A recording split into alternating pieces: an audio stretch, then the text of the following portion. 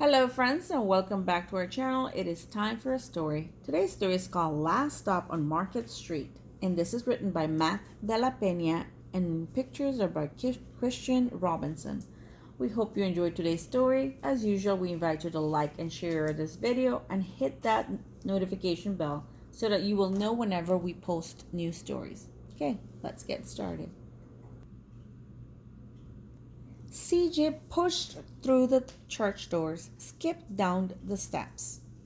The outside air smelled like freedom, but it also smelled like rain, which freckled CJ's shirt and dripped down his nose. He ducked under his Nana's umbrella, saying, "How come we gotta wait for the bus in all this wet?" "Trees get thirsty too," his Nana told him. "Don't you see that big one drinking through a straw?" CJ looked for a long time but never saw a straw. From the bus stop, he watched water pool on flower petals, watched rain patter against the windshield of a nearby car. His friend Colby climbed in, gave CJ a wave, and drove off with his dad. "Nana, how come we don't got a car?" "Boy, what do we need a car for? We got a bus that breathes fire. And old Mr. Dennis, who always has a trick for you." The bus creaked to a stop in front of them. It sighed and saged, and the doors swung open. "What's that I see?" Mr. Dennis asked. He pulled a coin from behind CJ's ears, placed it in his palm. Nana laughed her deep laugh and pushed CJ along.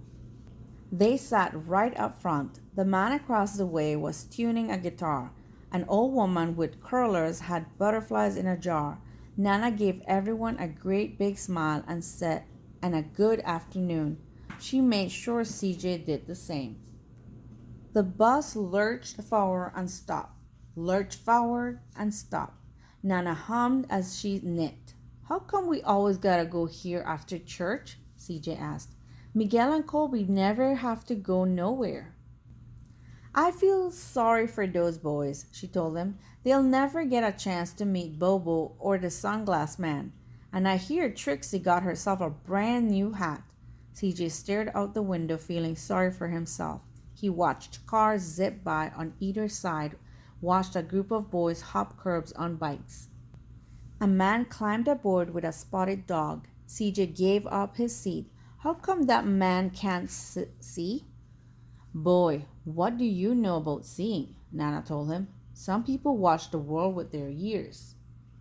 "That's a fact. Their noses too," the man said, sniffing at the ear. "That's a mighty fine perfume you're wearing today, ma'am." Nana squeezed the man's hand and laughed her deep laugh.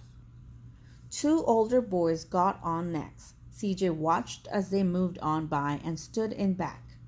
"Sure wish I had one of those," he said. Nana set down her knitting. "What for? You got the real life thing sitting across from you. Why don't you ask the man if he'll play us a song?" CJ didn't have to. The guitar player was already plucking strings and beginning to sing. "To feel the magic of music," the blind man whispered, "I like to close my eyes." Nana closed hers too. So did CJ and the spotted dog. And in the darkness, the rhythm lifted CJ out of the bus, out of the busy city. He saw sunset colors swirling over crashing waves, saw a family of hawks slicing through the sky, saw the old woman's butterflies dancing free in the light of the moon. CJ's chest grew full and he was lost in the sound, and the song gave him the feeling of magic. The song ended and CJ opened his eyes. Everyone on the bus clapped, even the boys in back. Nana glanced at the coin in CJ's palm. CJ dropped it in the man's hat. "Last stop on Market Street," Mr. Dennis called. CJ looked around as he stepped off the bus. Crumbling sidewalks and broken doors, graffiti-tagged windows and boarded-up stores. He reached for his Nana's hand. "How come it's always so dirty over here?" She smiled and pointed to the sky. "Sometimes when you're surrounded by dirt, CJ, you're a better witness for what's beautiful." CJ saw the perfect rainbow arcing over their soup kitchen. He wondered how his Nana always found beautiful where he never even thought to look. He looked all around them again, at the bus rounding the corner out of sight, and the broken street lamps still lit up bright, and the stray cat shadows moving across the wall. When he spotted their familiar faces in the window, he said, "I'm glad we came." He thought his Nana might laugh her deep laugh, but she didn't. She patted him on the head and told him, "Me too, CJ. Now come on."